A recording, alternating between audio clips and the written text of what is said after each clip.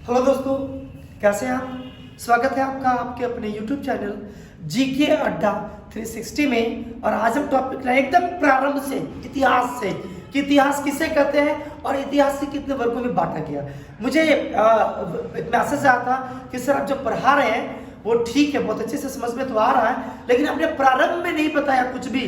तो मुझे लगा हाँ बिल्कुल सही बात है कि मुझे प्रारंभ की बातें को, बेसिक बातें को बता देनी चाहिए थी। और मैं इसलिए नहीं बताया था क्योंकि एग्जाम एकदम नॉकिंग द डोर है, बहुत सारे एग्जाम एकदम होने वाले 1-2 महीने में।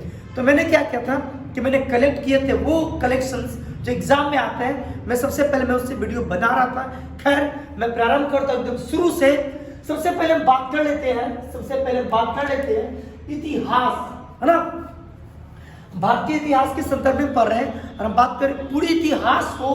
तो इतिहास का पहले आप याद कर लें कि इतिहास का पिता हेरोडोटस को कहा जाता है। किसे कहा जाता है? हेरोडोटस को। और इतिहास को हम समझने के लिए 3 वर्गों में बांटते हैं। सबसे पहला होता है प्रागैतिहासिक इतिहास, जिसे हम कहते हैं प्री हिस्ट्री, प्रागैतिहासिक काल कहें या आप इसे इतिहास भी कह सकते हैं। प्रागैतिहासिक काल या प्रागैतिक इतिहास, जिसे इंग्लिश में हम कहते हैं प्री हिस्ट्री। दूसरा इतिहास को बांटा गया है आद ऐतिहासिक में, और तीसरा क्या कहलाता है? ऐतिहासिक। एक एक करके हम समझते हैं कि प्रागैतिहासिक काल किसे कहते हैं। तो प्रागैतिहासिक काल हम इतिहास के उस काल को कहते हैं जिसका किसी भी प्रकार से लिखित विवरण उपलब्ध नहीं है। यानी बहुत पहले मानव पृथ्वी पर थे।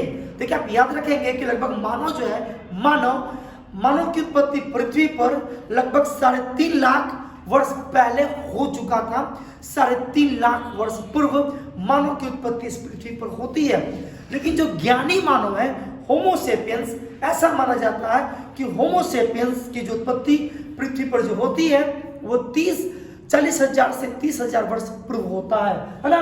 तो प्रागैतिहासिक किसे कहते हैं? जिसका कोई लिखित विवरण नहीं है। मानव तो थे, लेकिन हो सकता है वो लिखना नहीं जानते हो, है ना। उनका किसी भी प्रकार का साक्ष्य नहीं है, लिखित विवरण नहीं है। तो वो क्या कहलाता है? प्राग ऐतिहासिक काल। तो इतिहास के उस काल को प्री हिस्ट्री यानी प्रागैतिहासिक काल कहते हैं जिसका कोई लिखित विवरण उपलब्ध नहीं है। और जानते हैं इस प्रागैतिहासिक काल को हम 3 भाग में बांटते हैं। जरूरी है, एग्जाम में आता है, कम से कम समय आपको पता होना चाहिए। प्रागैतिहासिक काल को 3 वर्गों में बांटा गया है। सबसे पहला पूरब पाषाण, दूसरा मध्य पाषाण काल और तीसरा नव पाषाण काल। और यह जो हम बात कर लेते हैं एक करके कि पूरब पाषाण काल, मध्य पाषाण काल और नव पाषाण काल का या अवधि कब से कब तक रहा, यह बहुत ही इंपॉर्टेंट है, हर एक किसी को जानना चाहिए। तो मानव के प्रारंभ से कह सकते हैं, प्रारंभ से मैं काल लिख देता हूं कि प्रारंभ से कब तक। तो आप कहेंगे प्रारंभ से लगभग 10,000 ईसा पूर्व के काल को पूरा पाषाण काल कहते हैं। दूसरा मध्य पाषाण काल। तो मध्य पाषाण काल किसे कहते हैं? तो ये 10,000 ईसा पूर्व से लेकर लगभग 5,000, नीचे लिख देते हैं, ईसा पूर्व से लेकर लगभग 5,000 ईसा पूर्व के काल को हम मध्य पाषाण काल कहते हैं। और नव पाषाण काल किसे कहेंगे? तो यही कहीं 5500, 5,000 भी लिखता है। तो 5,000 ईसा पूर्व से लेकर लगभग 3,000, कहीं 2,500 भी मिलेगा। 5,000 से लेकर 3,000 ईसा पूर्व के काल को नव पाषाण काल कहते हैं। यानी समझ में आपको आ चुका होगा कि प्रागैतिहासिक काल कब से कब तक है। तो प्रारंभ ये सब किसके, ये पूरब पाषाण, मध्य पाषाण, नव पाषाण, ये तीनों किस काल के भाग है? तो प्रागैतिहासिक। यानी कह सकते हैं कि प्रारंभ से लेकर लगभग 3000 ईसा पूर्व तक के काल को प्रागैतिहासिक काल कहते हैं। तो समझ में आ चुका होगा, प्रागैतिहासिक काल में सबसे पहला पुरापाषाण काल, जिसका अवधि प्रारंभ से लेकर 10,000 ईसा पूर्व माना गया है। दूसरा मध्यपाषाण काल, जिसकी अवधि 10,000 ईसा पूर्व से लेकर 5,000 ईसा पूर्व तक माना गया है, कहीं कहीं 5500 भी मिलेगा। और तीसरा नवपाषाण काल, जिसकी अवधि 5,000 ईसा पूर्व से लेकर 3,000, कहीं कहीं पे 2500 ईसा पूर्व भी मिलेंगे।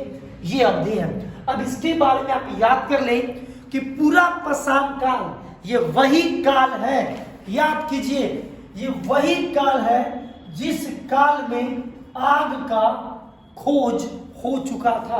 किसका खोज हुआ था? आग का। एग्जाम में आता है कि बताइए किस काल में आग का आविष्कार खोज हुआ था? पुरापाषाण में, मध्यपाषाण में, नवपाषाण में? तो आप क्या बोलेंगे? आग का खोज पुरापाषाण में हुआ था। जबकि बहुत ही इंपॉर्टेंट है नवपाषाण काल।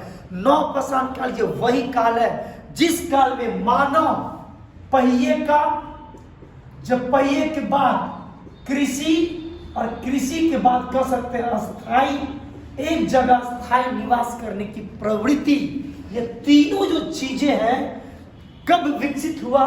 तो नवपाषाण काल में।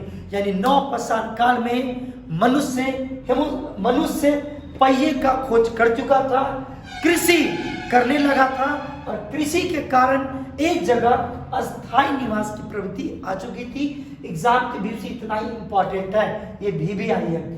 अब चीज और याद रखेंगे, तो आगे बढ़कर मैंने लिख दिया है कि पुरापाषाण काल को भी 3 भागों में बांटा गया है। निम्न पुरापाषाण काल, मध्य पुरापाषाण काल, और कौन है? उच्च पुरापाषाण काल। आप ये भी याद कर लेंगे कि पुरापाषाण काल को भी 3 भागों में बांटा गया है, निम्न, मध्य और उच्च। इसमें थोड़ी बहुत हम आगे भी बढ़ते हैं, है ना, कि फिर आते हैं पुरापाषाण काल पे। हम आते हैं कि पुरापाषाण काल के जो साक्ष्य हैं, ये सोहन नदी घाटी, सोहन नदी घाटी सिंधु की सहायक, एक छोटी सी सहायक नदी है। तो पुरापाषाण काल के जो साक्ष्य है वो सोहन नदी घाटी, बेलन घाटी, उत्तर प्रदेश के बेलन घाटी, नर्मदा नदी घाटी, साथ ही साथ भीमबेटका का आप लिख लीजिए। एग्जाम के विषय था जो मैंने लिख दिया, आपको इसलिए याद करना है, वो याद कर लीजिएगा, है ना। साथ ही साथ मध्यपाषाण की बात करें तो मध्यपाषाण काल में जानते हैं उपकरण जो होते थे वो छोटे छोटे होते थे उपकरण।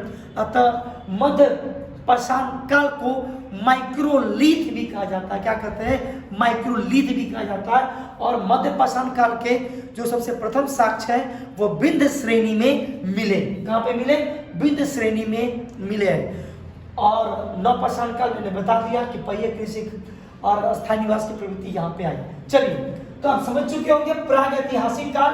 अगर कुछ भी नहीं याद हुआ तो कम से कम इसमें याद कर लीजिएगा, एग्जाम में आता है। चलिए अगला बात करते हैं आद ऐतिहासिक काल। समझ में आया? प्रागैतिहासिक काल किसे कहेंगे? जिसका किसी भी प्रकार का लिखित विवरण उपलब्ध नहीं है इतिहास के, इस काल को प्री हिस्ट्री यानी प्रागैतिहासिक काल कहते हैं। अब हम कहते हैं आद ऐतिहासिक काल। अब आद ऐतिहासिक काल किसे कहते हैं? तो मानव का लिखित साक्ष्य तो उपलब्ध है, मानव द्वारा लिखा गया साक्ष्य उपलब्ध है, किंतु वर्तमान में उसे पढ़ा नहीं गया। और इसी इतिहास के इस काल को हम आद ऐतिहासिक काल यानी प्रोटो हिस्ट्री कहते हैं। तो प्रोटो हिस्ट्री किसे कहते हैं? समझिए कि मानव ने लिखा, उस काल के मानव ने लिखा, लेकिन उनकी लिखावट को हम आज की दुनिया में हम नहीं पढ़ पाए, और यही क्या कहलाता है? आद ऐतिहासिक काल। और जानते हैं आद ऐतिहासिक काल का सबसे बेस्ट एग्जाम्पल है हड़प्पा सभ्यता। आप देखे होंगे हड़प्पा सभ्यता की जो लिपि है वो बहुत चित्रात्मक है। आप देखोगे उसकी हड़प्पा की लिपि दाएं से बाएं की ओर लिखी जाती थी। बहुत ज्यादा यू आकार के मतलब संकेत का और मछली का संकेत बहुत ज्यादा मिलता है। तो हड़प्पा सभ्यता जिसे हम इंडस वैली सिंधु घाटी की सभ्यता भी कहते हैं, और साथ ही साथ वैदिक सभ्यता के लिखित साक्ष्य तो उपलब्ध हैं, लेकिन आज हम उस सभ्यता के लिखावट को पढ़ने में सक्षम नहीं है। तो ये क्या है? आद ऐतिहासिक काल के अंतर्गत आते हैं। अगला हम बात कर लेते हैं ऐतिहासिक काल यानी हिस्ट्री। तो हिस्ट्री किसे कहते हैं? जिसका लिखित साक्ष्य उपलब्ध है, जिसका लिखित साक्ष्य उपलब्ध है और उसके लिखित साक्ष्य को हम पढ़ भी लेते हैं, हम इसी काल को क्या कहते हैं? ऐतिहासिक काल कहते हैं। तो उम्मीद करते हैं तीनों चीज समझ चुके होंगे। प्राग ऐतिहासिक काल जिसका लिखित कोई साक्ष्य नहीं है, आदि ऐतिहासिक काल जिसका लिखित साक्ष्य तो है लेकिन हम इसे पढ़ नहीं सकते हैं, जैसे हड़प्पा सभ्यता, जैसे वैदिक सभ्यता। ऐतिहासिक काल किसे कहते हैं? जिसका लिखित साक्ष्य है और उसे हम पढ़ भी लेते हैं। जैसे सबसे एग्जाम्पल के तौर पे कहा जाए तो आप जानते होंगे अशोक के पिलर्स के बारे में। तो अशोक के पिलर्स मिले और अशोक के पिलर्स को पढ़ा भी गया। तो ये किस काल का है? ऐतिहासिक काल का है। ईस्वी की हम बात करें तो प्रारंभ से लेकर 3000 ईसा पूर्व तक प्रागैतिहासिक काल। आदि ऐतिहासिक काल की बात करें तो 2500 से लेकर 2500 से लेकर तब तक, है ना, तब तक जब तक ये पढ़ा नहीं गया, जब पढ़ लिया गया तो वो कौन काल कहलाया? ऐतिहासिक काल कहलाया। उम्मीद करते हैं यहाँ तक समझ में आ चुका होगा। देखिए मेरा इस वीडियो बनाने का एकमात्र इंटेंशन है आपको यह काल याद रहे, पुरापाषाण काल, मध्य पाषाण काल, नवपाषाण काल, ये याद रखना चाहिए। और ये किसके पार्ट है? प्रागैतिहासिक काल के। अगली मैंने यहाँ पे वन लाइनर लिख दिया था कि कृषि का जो सबसे पहला साक्ष्य है वो कहाँ से मिला था? मेहरगढ़ से। चावल का जो पहला साक्ष्य है वो कहाँ से मिला था? कोल्डी हवा से। मानव द्वारा जो प्रयुक्त किया गया जो सबसे पहला अनाज था वो चावल था, और मानव द्वारा इस्तेमाल की जाने वाली पहली जो धातु थी वह कौन थी? तांबे का था। साथ ही साथ मानव ने जो सबसे पहला जो हथियार, जो औजार बनाया, औजार वो तांबे द्वारा बनाया गया, क्या था? तो वो कुल्हाड़ी थी। क्या थी वो कुल्हाड़ी थी। एक चीज और मैंने बोला था, एक चीज और आप याद रखेंगे कि पृथ्वी पर जानते हैं जीवन का विकास कब हुआ? पृथ्वी पर क्या जीवन का जो विकास हुआ ये कब हुआ? तो ये हुआ तकरीबन 4 अरब वर्ष पहले। कब हुआ? 4 अरब वर्ष पहले। कहीं कहीं देखेंगे कि आपको 6.5 अरब वर्ष भी लिखा हुआ रहेगा, लेकिन पृथ्वी पर जो जीवन का विकास हुआ है वो 4 अरब वर्ष पूर्व हुआ है। बात कर लेते हैं मानव की, कि मानव का कब आगमन पृथ्वी पर हुआ? तो ये हुआ कहीं कहीं लिखा हुआ है 4 लाख वर्ष पूर्व, कहीं लिखा है 3 लाख वर्ष पूर्व। मैं आपको लिख देता हूं लगभग 3.5 लाख वर्ष पूर्व मानव का आगमन हुआ था। और होमोसेपियंस, है ना, होमोसेपियंस जो थे इनका कब पृथ्वी पे हुआ आगमन? तो कर सकते हैं कि लगभग 40,000 से लेकर, है ना, 30,000 वर्ष पूर्व होमोसेपियंस क्या पृथ्वी पे आए। एक चीज और आप याद रखेंगे, मैं आपको बताने जा रहा हूँ। एक और युग के बारे में आप जानते हैं, नाम अक्सर आता होगा, हम उस युग को कहते हैं महापाषाण काल। क्या कहते हैं? महापाषाण काल। मैं लिख देता हूँ, इतिहासकारों ने लगभग इसकी जो आयु है वो 1000 ईसा पूर्व से लेकर प्रथम शताब्दी तक इसे माना है। प्रथम तक क्या माना है? महापाषाण काल। देखिए महापाषाण काल के तिथि को निर्धारित किया इतिहासकारों ने और ऐसा कहा कि जो महापाषाण काल जो युग रहा वो 1000 ईसा पूर्व से लेकर प्रथम शताब्दी तक रहा। अब आपको लगता होगा कि यह युग कब आया? तो नवपाषाण काल के बाद। कब आया? नवपाषाण काल के बाद महापाषाण काल का आगमन होता है। अब इसमें क्या होता है, क्या खास बातें थी? महापाषाण काल क्यों नाम दे दिया गया? क्योंकि इस काल में कब्रों में मानव को क्या दफनाया जाता था, और मानव का जो निवास स्थान था साधारणतः पहाड़ी वालों इलाकों में रहा करता था। चूंकि अत्यधिक मात्रा में साक्ष्य मिले मानव के कब्रों का, साथ ही साथ कहीं यह भी साक्ष्य मिले हैं कि मानव के साथ साथ जानवरों को भी दफनाया जाता था। मैक्सिमम मिलने के कारण इसे क्या दे दिया गया है? महापाषाण काल दे दिया गया। हम भारत की बात कर ले तो भारत में यह दक्कन वाले क्षेत्र में, दक्षिण भारत में, साथ ही साथ उत्तर पूर्वी क्षेत्र वो महापाषाण काल के अंतर्गत क्या होते हैं? रखे जाते हैं। उम्मीद करते हैं यह सभी बातें आपको समझ में आ चुकी होगी। अगर आपको वीडियो अच्छा लगा होगा लाइक कीजिएगा, सब्सक्राइब कीजिएगा, जितना अधिक से अधिक वो शेयर कर लीजिएगा। याद क्या करना है आपको कि इतिहास 3 भाग में है, प्रागैतिहासिक काल को 3 भाग में बांटा गया है, ये नहीं भी याद होता तो चलेगा। उसके बाद इस चीज़ों को आप याद कर लेंगे। चलिए मिलते हैं ऐसे ही वीडियो के साथ अगली क्लास में।